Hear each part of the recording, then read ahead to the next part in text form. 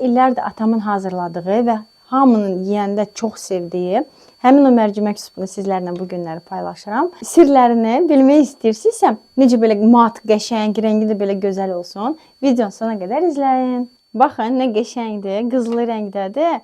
Mənə lazım olan ərzaqlar: mərci, 1 stakan, bir dənə kartoşka, 1 kök və 1 soğan. Başlayaq hazırlamağa. Ay, mərci yeyirsən sən? Milyon. Yerəm səni. Burada məndə 1 stakan mərci var. Mərcini qəşəng yuyuram.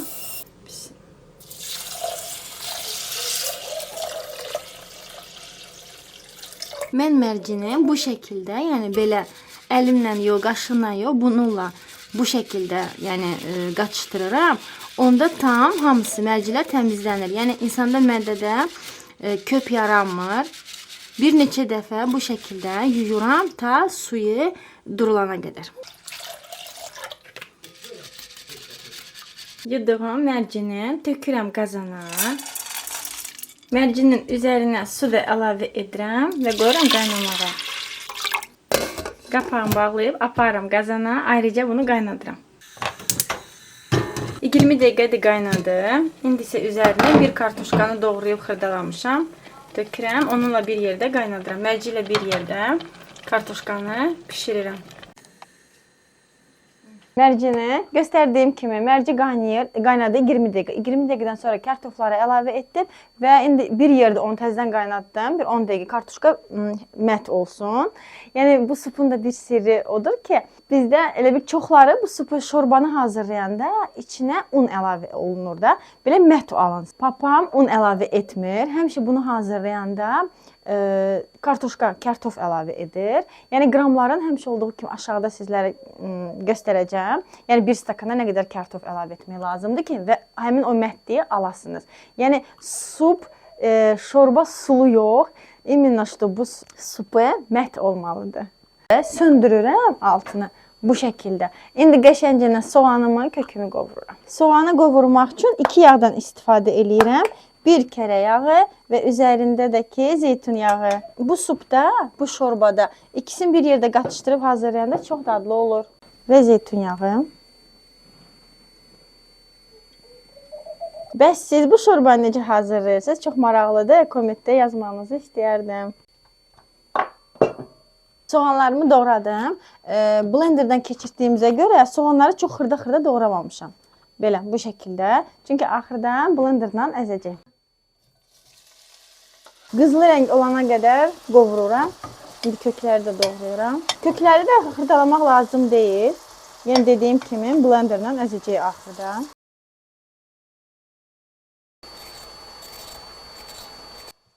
Kökü mən bu şəkildə doğrayıram. Soğanla bir yerdə qovurub. Kökü mən bu şəkildə doğrayıram. Yəni onu da qovurmaq üçün xırdalamıram. Aparıram soğanın üzərinə, töküb qovurmağa. Soğanımla kökü qovurdum, hazırdır. Mərcim də hazırdır. Baxın, burada qəşəng qaynadı. Kartoşka ilə bir yerdə. İçinə ədviyaları əlavə edirəm. Duzdur, sarı kökdür və qara istiotdur. Hamısını əlavə edirəm bunun üzərinə, mərcinin üzərinə. Milinir, sən yanarsan. Baxın, qəşəng qızılı rəngində oldu. Baxın necədir, parçalanıb, tam parçalanıb. Çoxları bu şorbanı bu şəkildə də hazırlayır. Bizdə papa bu şəkildə də eləyir. Belə qalsın, dənəcikləri qalsın, ağızda hiss olunsun. Amma bizdə evdə xoşlayırlar ki, bu tam belə mət olanda. Mili olmaz, yanarsan. Keç buranı yığışdıram. Gəl. İndi hamısını bir yerdə heç nə əlavə etmirəm, bu qədər. İndi qəşəngcə bunun vamxotda bir 10-15 dəqiqə qaynadıram.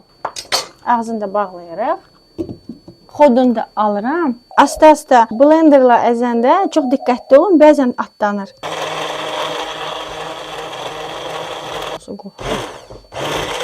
Baxın, necə parlaqdır. Qatlığı da tam yerində. Baxın, krem kimindir. Mərci supum hazır oldu.